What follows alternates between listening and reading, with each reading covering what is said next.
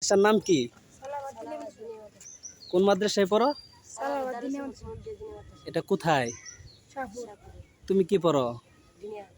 হ্যাঁ, দিনিয়ায়। তুমি কোন জামাতে পড়ো?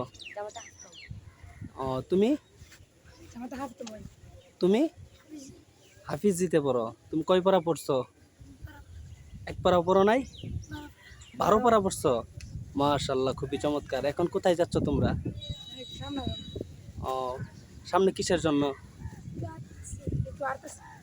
হাঁটতেছ? এখন তো আসর আজান দেয় নাই, এখন হাঁটতেছ? ছুটি দিছে তোমাদের হুজুর তোমাদেরকে? ও, এখন বৃষ্টি হইতেছে, এই রেল লাইন দিয়ে যাইতেছ, ভিজবা না তোমরা? ও, আইসা পারবো না। তোমাদের বাসা কোথায়? হ্যাঁ, ও, তোমার বড় হয়ে কি হওয়ার আশা আছে?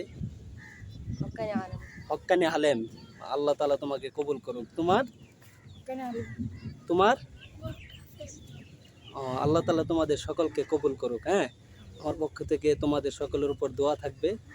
তোমরা সব সময় ভালো থাকবা। হ্যাঁ, আচ্ছা, ঠিক আছে, যাও। এটাই হলো মাদ্রাসার ছাত্রদের আদর্শ।